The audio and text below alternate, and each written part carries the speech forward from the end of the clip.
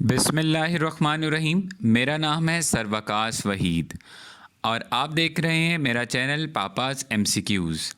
आज मैं आप लोगों के लिए एक नहायत इम्पॉर्टेंट वीडियो लेकर आया हूं, जिसमें मैं आपको वॉर ऑफ इंडिपेंडेंस से लेके पाकिस्तान की आज़ादी तक तमाम इम्पॉर्टेंट डेट्स और वाक़यात के से मुतल्लिक़ आगाह करूँगा। और ये वो तमाम डेट्स हैं जो मैंने PPSC, FPSC, NTS या इससे दीगर कम्पिटिटिव एग्ज़ामिनेशन में आने वाली तमाम डेट्स को कलेक्ट करके वीडियो में बनाया है। इस वीडियो के मैंने 2 पार्ट्स कर दिए हैं ताकि आप बआसानी एक पार्ट अलग-अलग देख सकें और डेट्स को याद कर सकें। जी, शुरू करते हैं। सबसे पहले हम आगाज़ करेंगे 1857 से। 1857 जिसको वॉर ऑफ इंडिपेंडेंस भी कहा जाता है। याद रखिए 1857 मुग़लिया ख़ानदान की आखिरी साल हुक्मरानी का था। और अगली MCQs जो मैं आपको बताने लगा हूँ 1857 से मुतल्लिक़ है। 1857 में बहादुर शाह ज़फ़र जिनको कैद कर लिया गया था। बहादुर शाह ज़फ़र मुग़लिया ख़ानदान के आखिरी बादशाह थे जिनको कैद कर लिया गया था कैप्टन विलियम हुडसन ने। कैप्टन विलियम हुडसन ब्रिटिश के एक कैप्टन थे आर्मी के, और इन्होंने बहादुर शाह ज़फ़र को अरेस्ट किया। न सिर्फ बहादुर शाह ज़फ़र को अरेस्ट किया बल्कि इनकी पूरी फैमिली को भी कब्ज़े में ले लिया। 1859 की बात करें तो 1859 में हमें याद आते हैं सर सैयद अहमद ख़ान। चूँकि सर सैयद अहमद ख़ान ने मुसलमानों के लिए एजुकेशनल सर्विसेज अंजाम दी, जिसमें पहली सर्विस हमें फ़ारसी मदरसा मुरादाबाद में कायम हुआ मिलता है। उसके बाद अगर हम बात करें 1867 की, तो ये MCQs बहुत ही रिपीटेड है, जिसको कहते हैं उर्दू हिंदी कंट्रोवर्सी। उर्दू और हिंदी में आपस में जो कंट्रोवर्सी स्टार्ट हुई थी वो बनारस एक शहर है इंडिया में, वहाँ से स्टार्ट हुआ था। और इसका कहा यह जाता है कि मुस्लिम चाहते थे कि हमारी कौमी ज़बान और तमाम पहलू जो हैं वो उर्दू लैंग्वेज में हो, जबकि हिंदू जो थे वो हिंदी को प्रेफरेंस देते थे। इसी वजह से उर्दू हिंदी कंट्रोवर्सी कहते हैं। उसके बाद हम नवंबर 7 1862 की बात करें। चूँकि 1857 में बहादुर शाह ज़फ़र को कैद कर लिया गया था, ठीक 1862 में बहादुर शाह ज़फ़र जो कि कैद थे रंगून में, वफ़ात पा गए। रंगून आज के ज़माने में इसको म्यांमार भी कहा जाता है और ये वहीं पर दफन है। 1863 की अगर मैं बात करूं तो उसमें मुझे साइंटिफिक सोसाइटी याद आती है। 1863 में सर सैयद अहमद ख़ान ने साइंटिफिक सोसाइटी की बुनियाद रखी। इसी तरह अगले ही साल 1864 में एक स्कूल कायम कर दिया गाज़ीपुर में।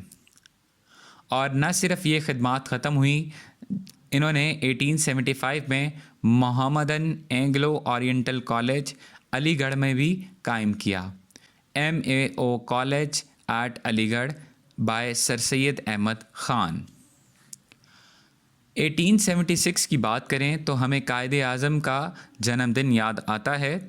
कायदे आज़म 1876 में पैदा हुए और इलामा इकबाल ठीक 1 साल बाद 1877 में पैदा हुए।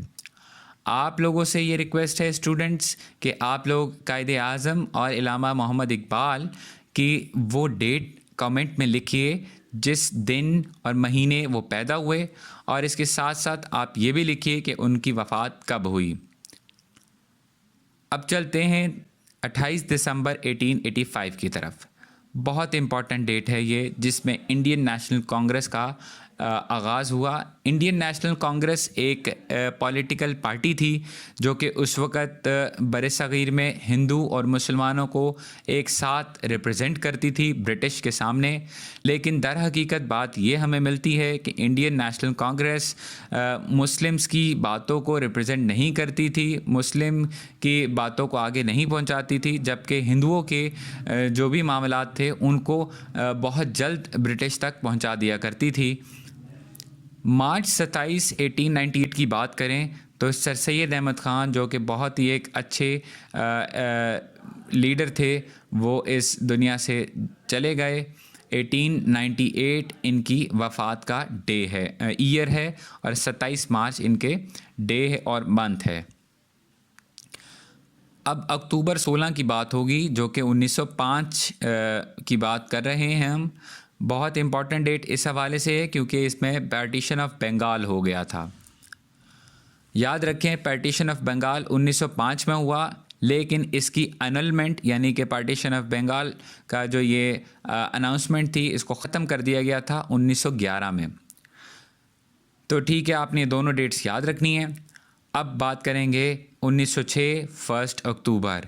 1906 1 अक्टूबर में शिमला डेपुटेशन, जी हाँ, शिमला डेपुटेशन एक डेलीगेशन था जो कि 35 प्रोमिनेंट मुस्लिम लीडर्स के साथ सब कॉन्टिनेंट से गया वाइसरॉय लॉर्ड मिंटो से मिलने एट शिमला। याद रखिए, 35 मुसलमान लीडर थे जिनको लीड कर रहे थे सर आगा ख़ान, और ये मिलने गए थे लॉर्ड मिंटो, और जगह का नाम शिमला था। इसी वजह से 1906 को शिमला डेपुटेशन भी कहा जाता है। अब बात करेंगे दिसंबर 30 तारीख दिसंबर 1906, ऑल इंडिया मुस्लिम लीग का आगाज़ कर दिया गया था। ढाका में एक इजलास हो रहा था Muslim League, all India Muslim League का, और वहाँ पे इस इजलास में मेरे ख़्याल से ये 30वां इजलास था जिसमें ऑल इंडिया मुस्लिम लीग को कायम कर दिया गया ताकि वो मुसलमानों की रिप्रेजेंटेटिव हो सके। तो स्टूडेंट्स, मैंने इस वीडियो के 2 पार्ट्स बना दिए हैं। अभी तक मैंने आपको 1906 तक की तारीख़ें और इम्पॉर्टेंट डेट्स और इवेंट्स के बारे में जानकारी दी है। अब नेक्स्ट जो वीडियो होगी उसमें मैं आपको 1906 से आगे फर्दर 1947 तक इंफॉर्मेशन दूंगा। तब तक के अल्लाह हाफिज़।